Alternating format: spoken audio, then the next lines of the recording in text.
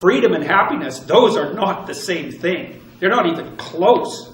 And I see young women all the time struggling to figure out what to do with their lives because they have no idea how to have a job/career and a family.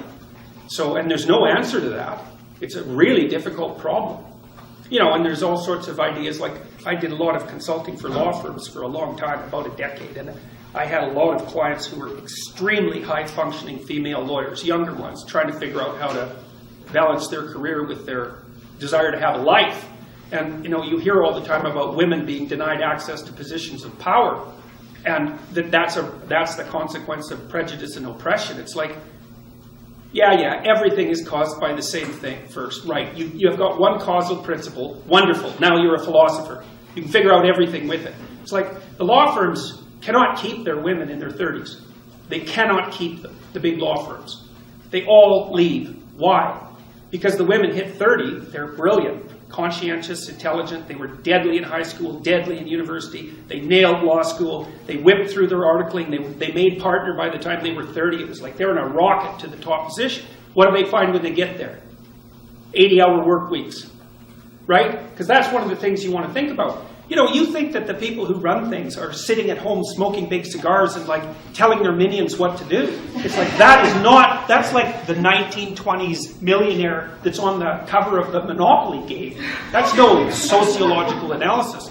I know lots of people like that, and they work all the time, from the second they wake up till the second they go to sleep. And they don't just casually work. Because I know some of you go to the library for 6 hours and you say, well, I studied in the library for 6 hours. Like, no, you didn't. You studied for half an hour. And you had coffee and you looked through Facebook and, you went home and you said, well, I studied for 6 hours and you're happy about it. But bloody well you didn't. Partly because you can't. I can only read for about 3.5 hours till I'm done. And I'm pretty good at it. So these people who are running things, there's corrupt people, obviously, but the vast majority of them, first, are self-made, and second, they're so bloody efficient and smart, you cannot believe it. And they work 80 hours a week. And most of them happen to be men. And why is that? Because there are a small number of insane men who will do nothing but work 80 hours a week. And no matter where you put them, if you put them in the middle of a forest with an axe, all they would do is run around chopping down trees. So the issue isn't why aren't there more women in positions of power? It's why are there any men insane enough ever to occupy those positions?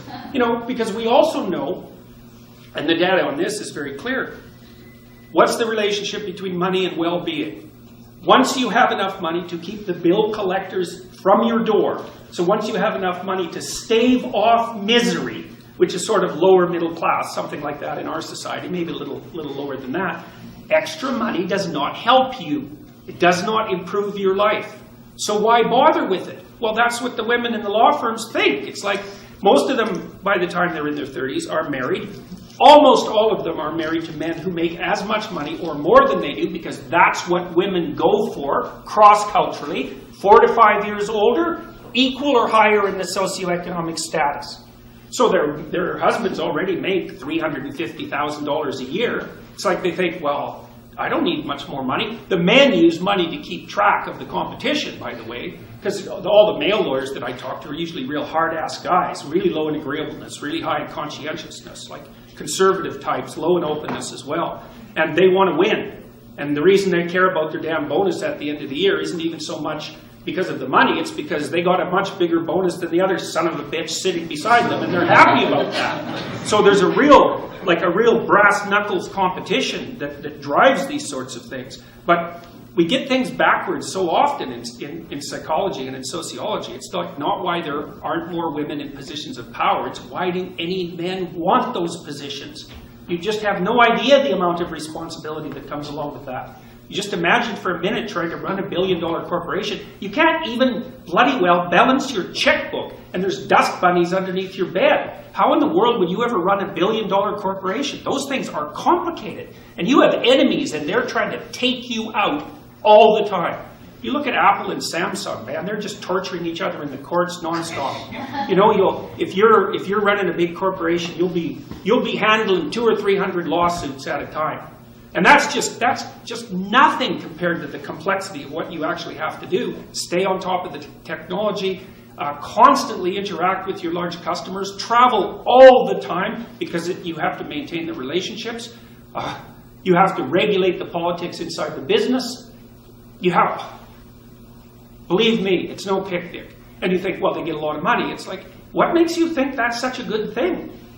You know, like if you're half crazy and you have a lot of money, you're going to be crazy a lot faster, I can tell you that. Because it frees you from all sorts of constraints. You know, we know the data on lottery winners. They're no happier a year later, and some of them are done. Especially if they had like a bit of a cocaine problem to begin with. Because, you know, being broke stops you from dying if you're a cocaine addict. You get enough money, and away you go.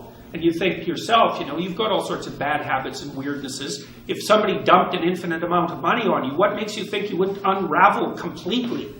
It's highly probable. So